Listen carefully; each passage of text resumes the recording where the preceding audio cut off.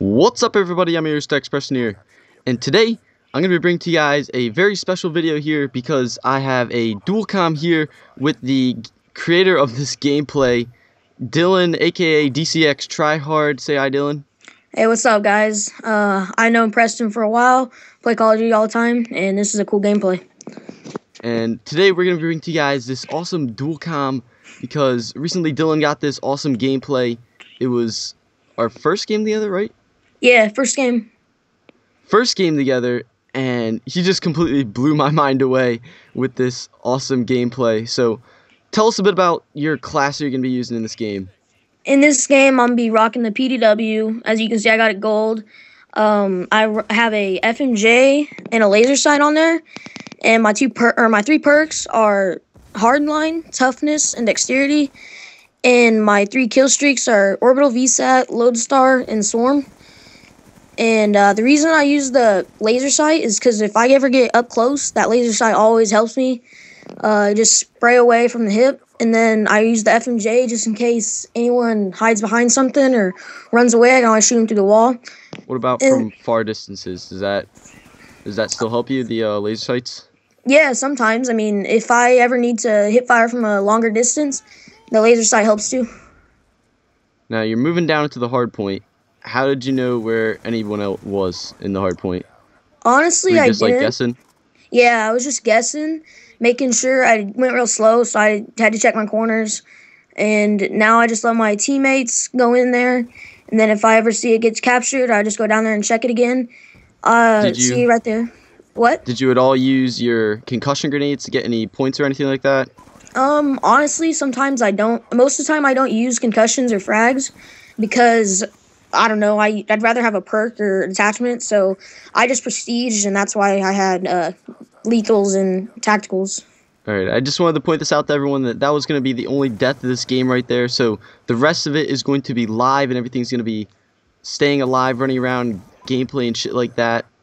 So, tell us a little bit about your why you chose the 3 perks that you put on your class. Well, I just prestige, so I didn't have I guess I had scavenger, but I didn't really pay attention. And the reason I run hardline is because, I mean, it's 20% off your score streak. So instead of having to get 1,200 points for your VSAT, you only have to get 1,000. So that's a big, saver right there. So it was an easy way to kind of get all your score streaks over and over again? Yeah. Do you think that was one of the big game changers for you in this game? Yeah, it helped a lot, actually, because I wouldn't have got my first VSAT if I didn't have hardline. I probably would have died. You, died right at 5 kills and you got your VSAT. Yeah. And then the reason I use toughness, well, that's kind of a duh. I mean, everyone needs to be using toughness. That's like a staple in your class. I mean, toughness helps you in so many gunfights. That's why I use it. I mean, one flinch going too far, that could be whether you die or get the kill anyways. So that's why I use toughness. And the reason I use dexterity is because I like to run in guns, so I like to be able to pick up my gun after running faster. And I mean, that saves me from a lot of dying in the gun battles. That saves me a lot.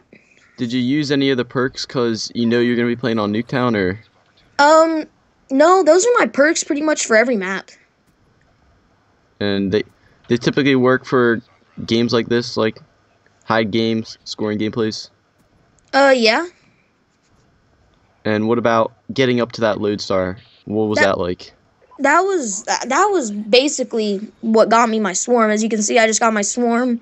I mean, lodestars, K9 units, that's all you need, pretty much that, to get to your swarm. And I mean, whenever I got that, I basically knew I was going to get on a high kill streak. So, yeah, that's all you need is get your lodestar or K9. Now, you said you were using the FMJ attachment. Were you going to be shooting a lot through the walls, or what was the FMJ all about?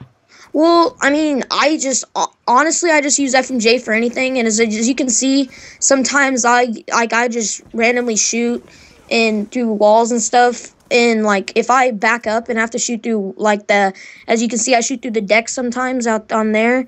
And, I mean, it just helps you. It just gives you more damage through there, through the walls. I saw you doing a lot of spray right right back there. It was really lucky of you living right there.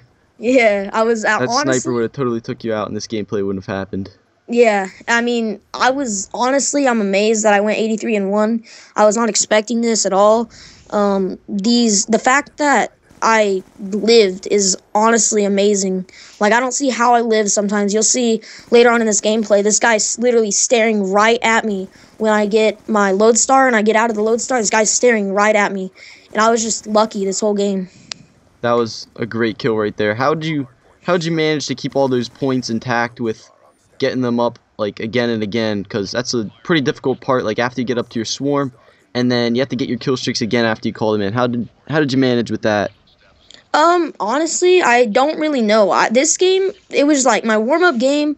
I was just trying to run and gun. I mean, after I get my swarm, I always try to keep like alive because it's a lot easier to get your orbital VSAT again. But once you die, that's when everything messes up. And you just gotta try to stay alive. What kind of trees you gonna do? Now I see that you kind of like moved towards the other side of the map and then came back. How did you manage to stay alive with going through both sides of the map?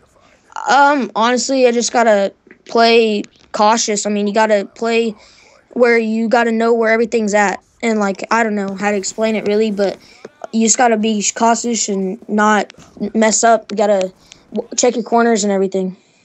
Do you like to play more of kind of the upper part of the buildings in Nuketown, or do you play one of the kind of like lower grounds?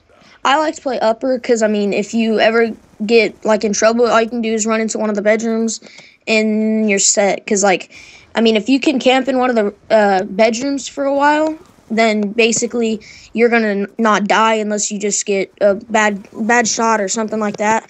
And honestly, you can camp up here, and even if you rush to their spawn on up in their house, it's a lot easier for you to get kills up there because you can just kind of spawn kill them. Now, was it just luck of the draw that you got hardpoint and got a few more extra points, the extra 200, or do you think you could have gotten the same gameplay in any other kind of like domination or demolition? Honestly, hardpoint is probably the best game to get your score streaks because you can get so many points. Like, you can just hop in a hardpoint, let the enemy hop in the hardpoint, shoot them, and then get an extra 200 points. That's 500 points, 525 points. That's amazing. I mean, that's why I think hardpoint's such a good game to get your score streaks on. Yeah, you did get quite a bit orbital VSATs in this game. That was pretty sick how you got, it was like 2 or 3, but this game's wrapping up. Me and Dylan have to go right now. If you guys want to subscribe and like the video, that'd be great for this awesome dual com. If you guys want to see any more, that'd be awesome. Dylan, say bye. Goodbye. Thank you for having me on your channel, Preston. See you later. This is X Preston signing off. See you guys later.